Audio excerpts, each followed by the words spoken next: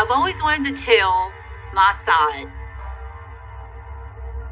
And it feels good to be able to tell my story after holding it in for so long.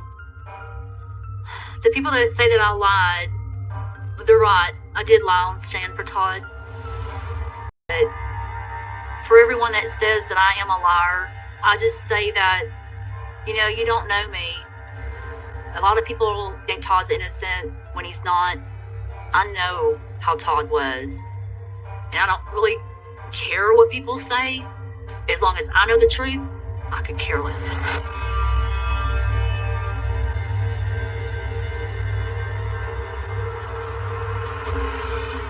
Everyone's so worried about executed an innocent man when they did not execute an innocent man. I know Todd is guilty. You don't know the whole story. You don't know my life with Todd, but I hope after watching this you do. This is the truth.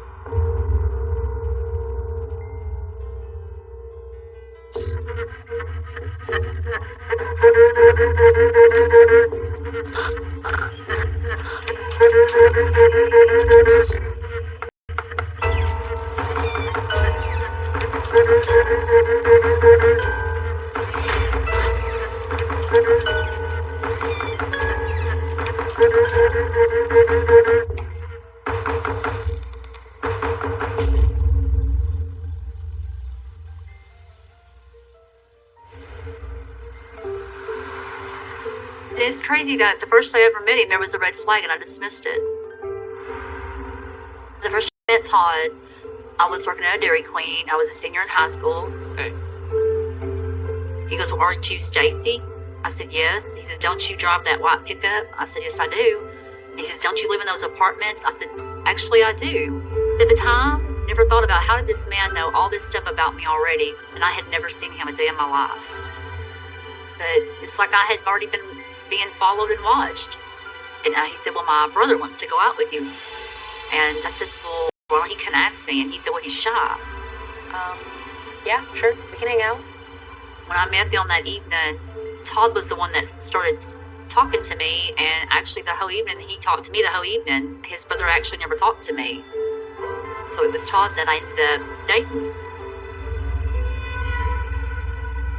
He seemed like a really good person. He was so nice to me. And he showed me brother about, hey, Todd told me that he come in and asked me to go out with you, actually. And he had told me that, no, Stacy, that's not true. I didn't know you.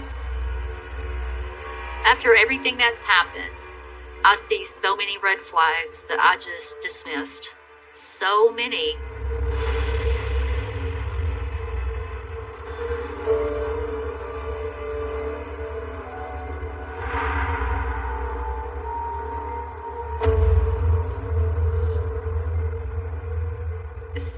Photograph of me and Todd. This actually was taken on Todd's 20th birthday. That was the day he changed. That's the day I told him I was pregnant with Amber. I was 18. I told him I was pregnant. He said, you better not be. He goes, I didn't ask for a kid. I don't want a kid. I don't want a wife. That's not the life I want. So I'm sure that's why I don't look so happy in this picture.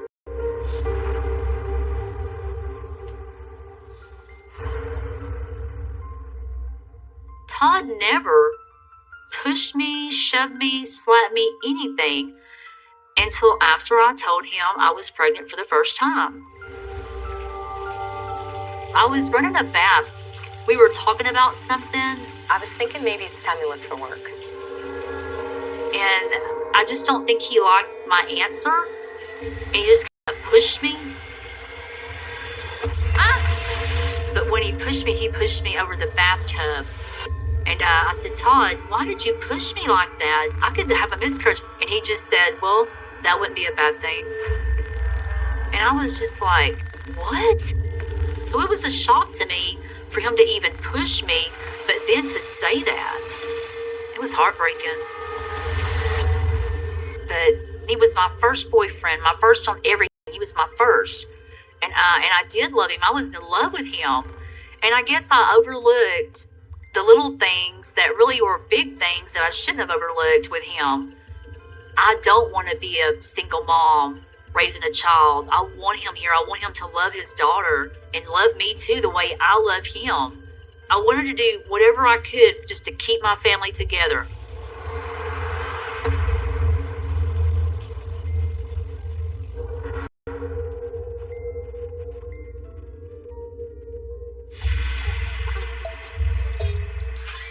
I realized I was pregnant again. Amber was 8 months old, and I went to the doctor, did a sonogram, and I was pregnant with twins. Hey. Hey, I went home and you kidding me? Again? I didn't even want the first one. and he starts arguing with me. He starts pushing me. He gets on top of me and he's hitting me. I've never had no man beat me. No one ever beat me like he was doing. Well, I reached over to grab that phone to call 911. He took the phone out of my hand. He starts beating me with the phone. I mean, he beat me with the phone so badly he broke the phone. And then he stops and he reaches for Amber and he says, "Give me that kid. I'm taking her. She's mine." I didn't know what he was going to do. I kind of throw myself up against her. I said, "Over my dead body." And he said, "Well, that can be arranged." Careful what you wish for. He just looked like so mad, like he could have killed me. He looked so evil. I chose not to call the cops because I was still young. And I guess I thought I don't want any more problems. I thought maybe if I did call the cops, maybe they would arrest him and I'd have to deal with him when he got out. So I just wanted it to be over. I didn't want to deal with him. So I chose not to call the cops. I said, "Get out of my house." Well, it was about a month or so, 6 weeks. We talked. He apologized. He said, "I don't know why I did that. I'm so sorry. I can never apologize enough to you for what I have done." And I believed him. I'm fixing to have the twins. He acts like he's excited about it. You know, everybody makes mistakes, so I let him back in. I didn't recognize all the evil in Todd because I love Todd. And a lot of times love is blinded. It blinds you from the truth.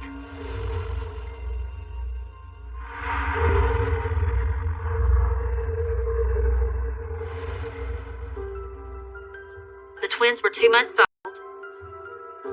I thought Todd was having an affair because he was disappearing a lot.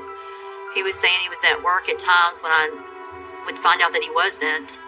And that's what started the fight that night. Are you calling me a liar? Is that what you're saying? Of course not. You know that's not what I meant. He started cussing me and yelling, started pushing me around. And then Todd started hitting on me. I don't owe you an explanation. Stop, don't! And he held me down and Todd beat me until I seen stars.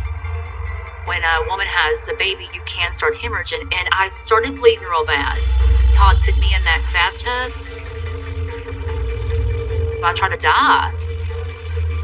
I said, "I have got to go to the hospital." No. No. Refused to let me go. I stayed in that tub all night. I honestly just thought I was going to die. I thought that was it.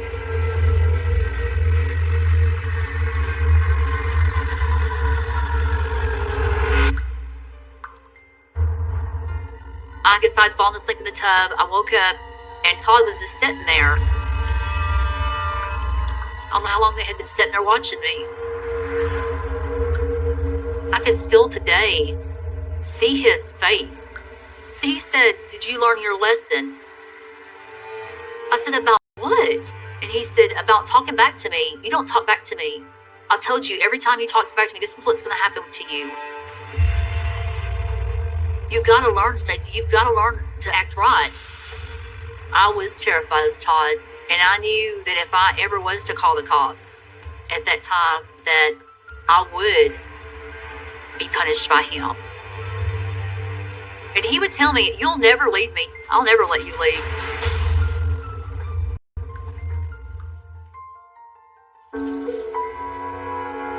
This is a photograph of the twins. This is actually the very first picture I ever took with the girls. I was so scared because they were so little. But I would ask Amber, which one's Cameron, which one's Carmen, and she could pick them out.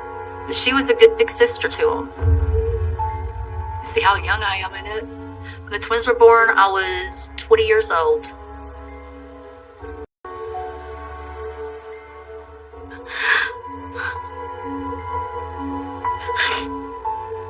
I always think, if that girl would have been a little bit stronger, your life could have been a lot different. I wouldn't be sitting here telling my story. She could have just been a little bit stronger. I don't know if I could forgive her, because if she would have just woke up and stepped back and said, hey, no, this isn't going to happen, our lives would have ended up different than they are today.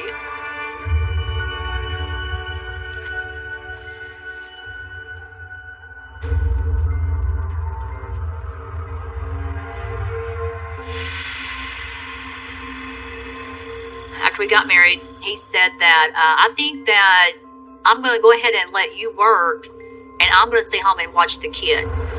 And I was working, paying the bills. I noticed that I did everything on my own.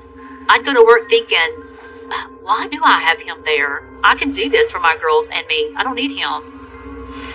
Even if it was to cause a fight, I'd still stand up. Or maybe you got a boyfriend I don't know about. Excuse me? I remember coming home one night, and he started yelling at me.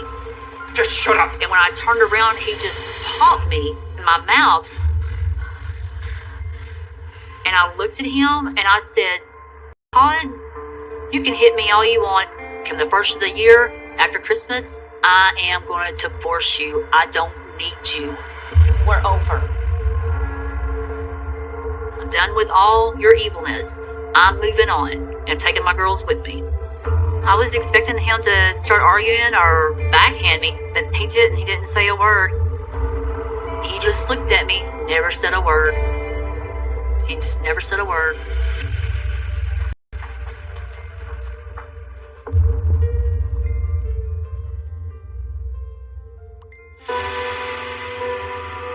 It was around December the 8th or so, and I heard a knock on the door, and it was some friends of ours, and they were there to share the news of the passing of their baby. She was pregnant, and she had a baby boy that was stillborn. And I was telling Todd, I said, I don't know how they're going to do it. I said, how can you lose your child? That would kill me. I could never lose my child. I don't think I could make it, It's just the worst thing in the world. It's just terrible.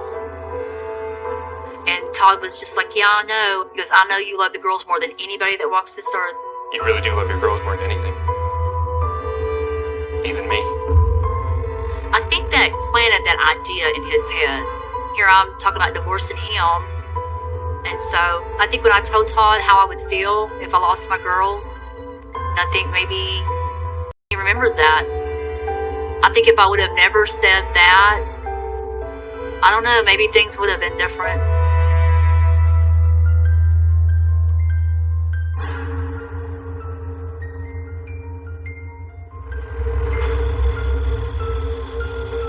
Money was always tight because it was only me working and I had 4 mouths to feed.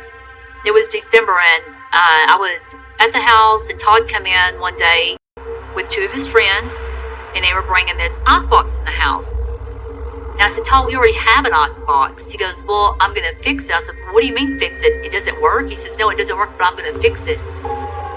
Todd took the icebox and pushed it right to the back door so you couldn't get out. I told him, I said, can we at least move it over? But he refused to. So it just sat there. Looking back now to where the icebox was, if anyone was to try to get in that back door, they couldn't. If anyone was trying to get out of the house, they could not. It was big and it was bulky, and I think it was there for a reason.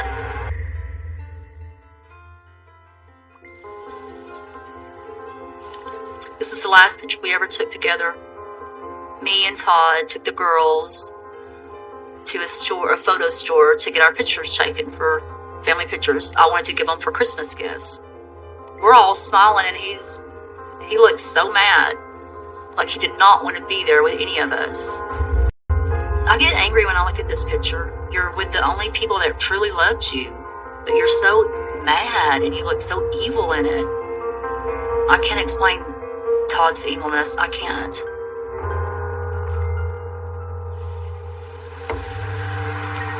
On December 22nd at 91, I went back to pick up the family pictures with Todd, and then I went to get Amber a Christmas dress, and he said, hey, I want to go, let's go. What are you doing? I said, I'm looking for a Christmas dress for Amber. She doesn't need a Christmas dress. Why are you looking for a dress? This is our last Christmas together as a family, and if I want her to have a dress, she will. I turned around, I looked at him, I said, I'm buying my daughter a Christmas dress because I can, and it's my money, and I really don't care what you have to say because, once again, I am divorcing you after Christmas, so I really don't care what you think. Don't forget I'm divorcing you. He looked at me, it was like a moment of, I just hate for what you just said to me. I was expecting him to argue with me or to fight me or maybe backhand me, but he didn't say anything. He didn't say a word. And so he got mad and went back to the car. I think he's seen a person that was becoming something that he didn't like. A person that was standing up to him and saying, hey, I'm done. Enough's enough. I think that was the trigger. I've got to put her back in her place. I've got to take her to make her that weak woman again because she's getting too strong.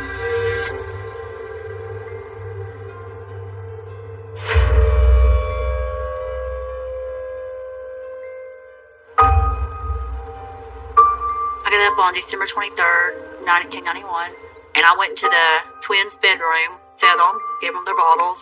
And we were just playing, and, it was almost Christmas time, and I kind of looked up, and Todd was standing at the door and looking in on us. Oh, Todd, you're up. Yeah. And I thought it was unusual for him to get up so early with us because he normally didn't do that. And I just said, what are you doing? He goes, nothing, just watching. He didn't really have a lot to say. Maybe he was having second thoughts watching us play and we were laughing and stuff, but he didn't join with us. He just watched over us that morning. Well, I gotta go. And I told Todd, I've got to do some errands, and then once I get home, we'll get ready. Looking back now, I just wonder sometimes if he was looking in on us thinking, should I do this or should I not?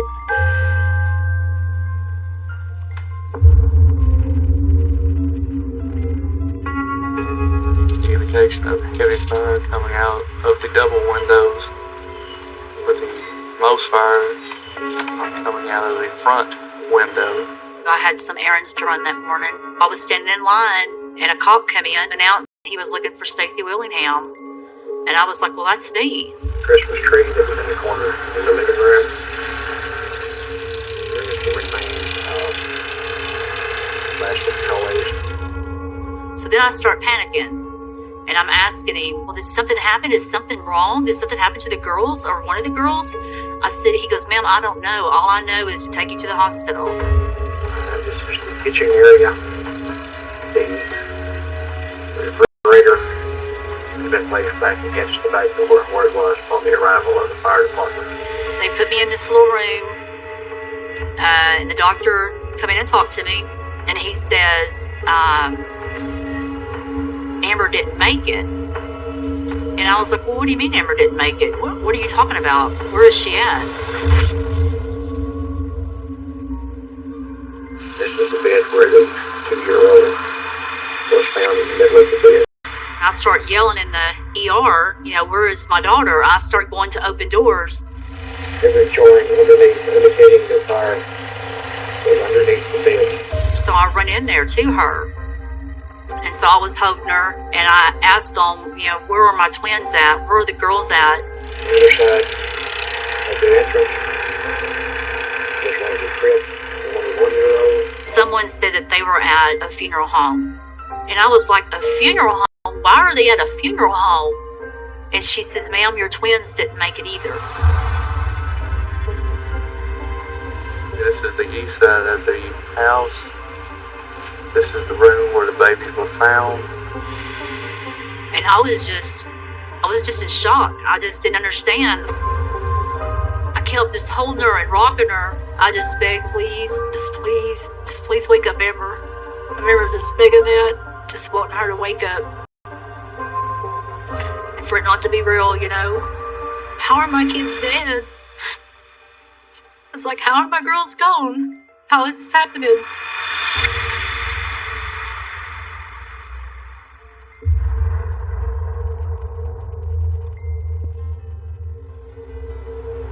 You're telling me that all 3 of my daughters are dead, but yet my husband is laying in the next room? I'll give you guys a minute. And when I walked in, he's like, couldn't look at me. He just wouldn't even look at me at first. What happened, Todd? He's saying that he woke up to Amber saying, Daddy, Daddy. He noticed there was smoke in the house, told her to get out of the house, went down the hall, went in the girls' room, tried to feel for him. The room was filled with smoke. He had found a teddy bear and thought he found one of the twins, and got out and realized it wasn't one of the twins, it was a teddy bear. He said he got out of the house. So you went back? And I'm like, but why didn't you go back in to get the girls? And he says, well, I tried, but the fire was too much and I couldn't get back in.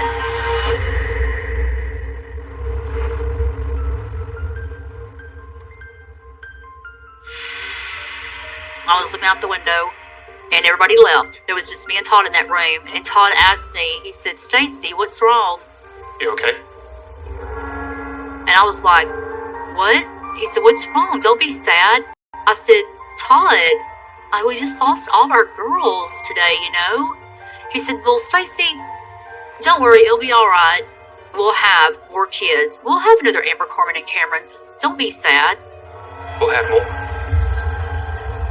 I just looked at him, and I just turned around and looked out that window and thought, how did this person just say this to me?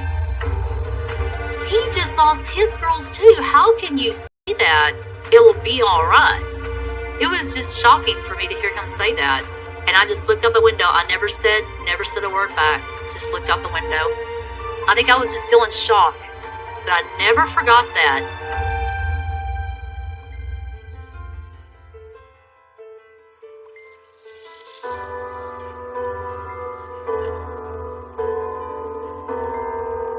Sometimes when I dream I'm in that house, the house is on fire and I'm reaching out to my girls and I sometimes have them by their hand, but they're just slipping. You know, I can't save them. This picture here is where the girls were, the twins. One was at the door going into the room and the other one was right there next to her. So if you were to go in that room and get down and just go like that to feel, you would have gotten the twins.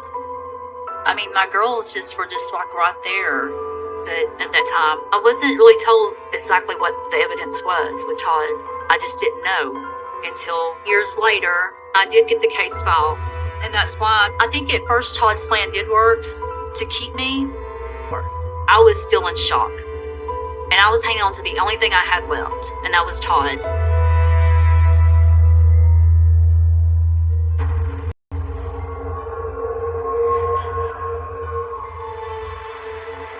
Christmas Eve, that morning, Todd got out of the hospital. His parents had picked him up, and I was there. Well, Todd started throwing a fit, no, I want to go to the house. And we were like, why? And he says, well, I want to go to the house. So we get there. Standing in that house, it's a memory I can't get out of my head.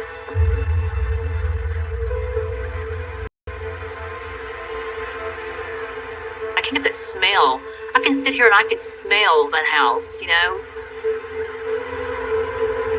They walk in the house and Todd grabs this cologne and he's dousing it back and forth. And I look, and I'm like, what are you doing, Todd?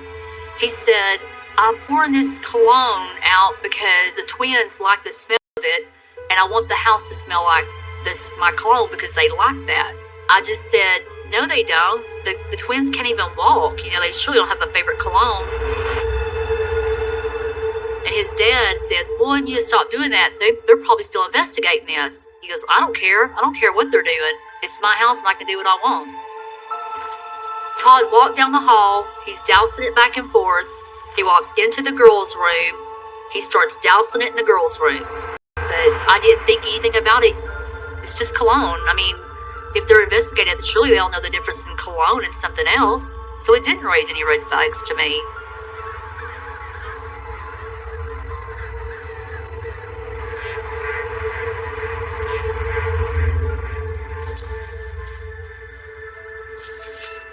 This is a picture of the diagram of our house. It's an evidence picture. This was the pattern that where Todd has supposedly poured kerosene on the floor. When I seen this picture, I thought, wait a second, I've seen this before. This picture brought me back to that day, and I looked at it and I thought, how did Todd pour that cologne exactly where they're saying kerosene was poured?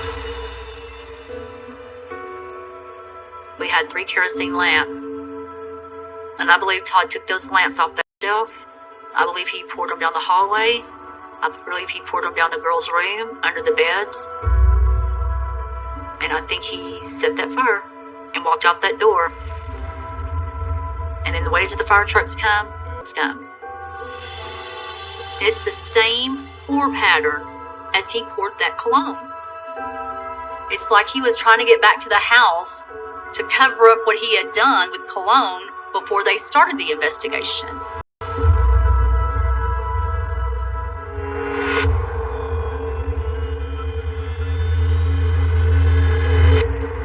On January the 8th of 92, Todd was arrested. And we were going over to my parents' house, which was across town. The cops turned their lights on, and they start yelling, saying, "Put your hands up." And Todd turned around and looked at me, and he said, "Stacy, They're going to lie to you. whatever you hear after I get arrested, you don't believe it. You only listen to me, and you believe what I tell you. Only believe what I say, because they're going to try to make you believe a lot of stuff that's not true." I'm like, what are you talking about, Todd? Todd Willingham, exit the car with your hands up. And he said, "Just remember, only listen to me." They come over, they arrest Todd.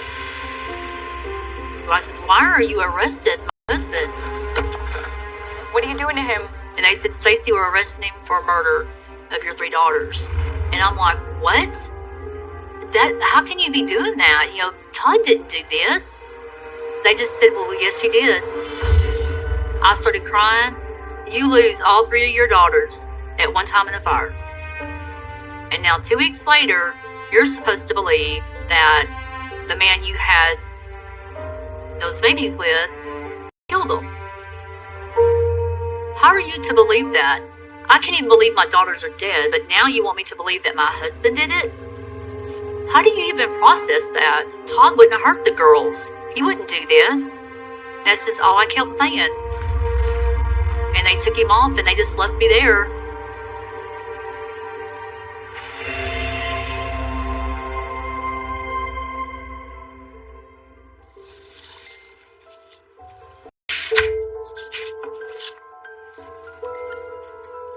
This is a letter Todd wrote me a couple days before I was to testify for him, to tell me what I needed to say on the stand. I've never shared this letter or any letter that Todd ever wrote me. It says, "Stacy, just be calm and do the best you can, and just remember, all you have to do is let them know the best memories, because those are the ones that will sound best. They are trying to make me look bad or to make me look good. And don't be afraid to cry." So he was telling me what to say to make him look good. I did testify on Todd's side because that's what he asked. When I was asked if me and Todd had a fight before the fire, I said that we didn't fight, and we did. I said that Todd didn't beat me. He told me to not tell him that he had beat me with a telephone because that would make him look bad.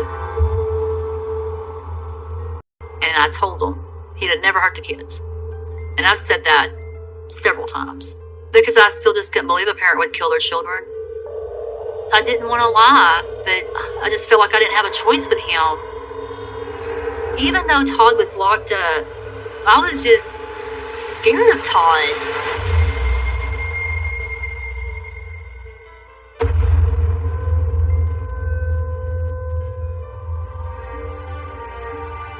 After Todd was found guilty and was sentenced to death row, I still believed in Todd. I still thought Todd was innocent.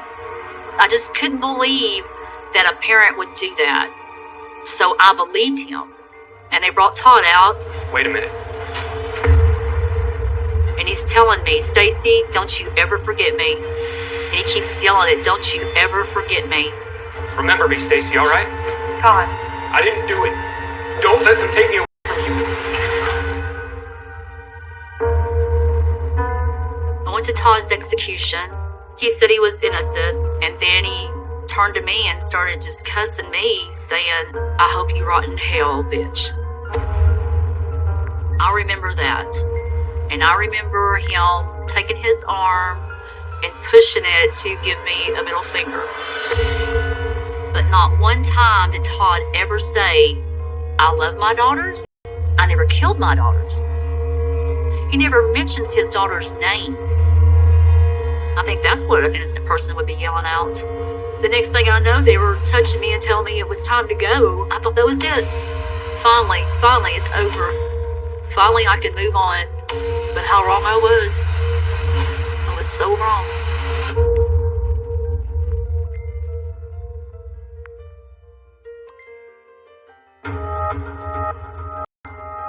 After he was executed, I started seeing things in the paper about the Innocence Project.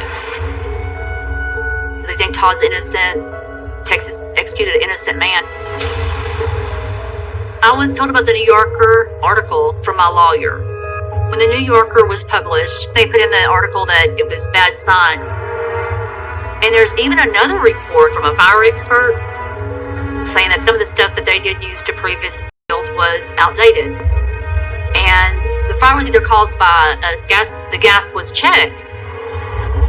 The west wall, there was a space heater that was connected to a metal pipe to the gas outlet. Again, there's no fire damage from the heater, eliminating it as a possible cause of the fire. The gas was turned off. There was no gas going to that house. And also the electrical was checked. And there was no electrical fire. An electrical outlet on the east wall, wiring, still intact, no evidence of shorts. There was no gas on in our house. And the electrical wire was checked. So it is arson. But still, they were yelling it from the rooftops. Cameron Todd Willingham was innocent. I felt like they were using her as a poster child to stop the death penalty in Texas. But find someone else, because this man was not innocent. He was guilty.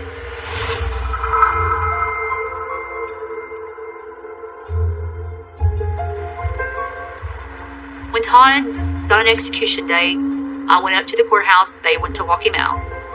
He looked at me and he said, Stacy, you need to come see me. You need to come see me. There are things that need to be said. Best come see me. And then he walked out.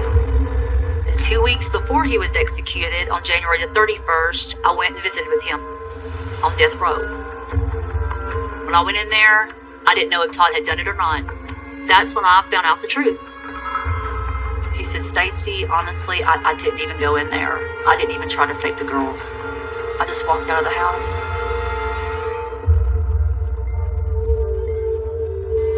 He said, do you remember the last time we fought before the fire? Do you remember what you said to me? I said, yes. I turned to you and I told you I didn't care what you had to say because after Christmas I was divorcing you. He goes, right. He said, Stacy, I believed you. In my mind, I could not let you walk out of that house. You were not leaving me, and I didn't care what it took. You were not going to leave me. You were not divorcing me. And the only thing I could think of is if you didn't have Amber Corman or Cameron, you couldn't leave me and go have kids with someone else. You could only have an Amber Corman and Cameron with me. And when he said that, it's like that night at the hospital come into my mind. I'm like, he told me that the day of the fire. He told me, don't worry, because we'll have another Amber Corman and Cameron. But for what I've done. after Todd had told me what he had done, he wanted me to write a letter and tell them that I would rather Todd spend life in prison than to be executed. I don't want to die. He said, Stacy, nobody wants to die. I said, Todd, you're right. No one wants to die. And I can guarantee you, on December 23rd, my three daughters did not want to die in that house. Todd didn't just take my world. Todd took my future. This man just didn't take 3 girls from me. He took everything from me. He took my girls. He took my grandkids away. He took my life and what future I might have had away from me. And I just got up and I walked out. That was the last time I ever spoke to him.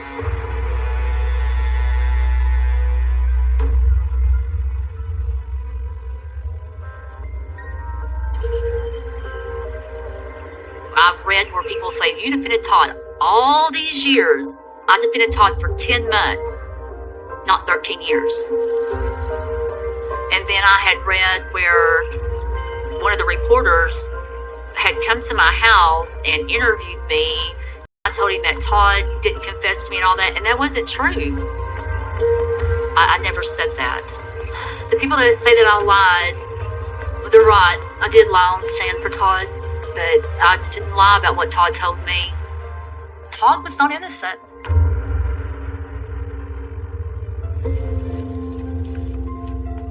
This is a letter that Todd sent me the day after our visitation. I've never shared this letter until today. It says, Dear Stacy, how are you? I hope this finds you well and in good spirits. I am grateful for you coming to see me and giving me a chance to say the things I could. He says that the visit was cleansing to his conscience. Saying those things in person meant so much more. So, not only did he tell me face to face, he also wrote me. I don't really care what any report says. I don't believe a New Yorker or anything else. I believe what Todd told me.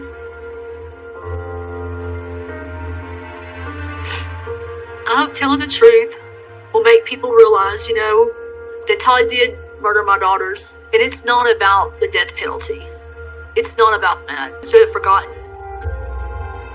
No one will ever heal from losing a child. Never, ever. But in my case, you have to move on. You have to live. Either you're going to lay down and die, or you're going to get up and live. It's 2 choices you have. I chose to get up and I chose to live. But I know one day I will be back with my daughters. And that's what keeps me going.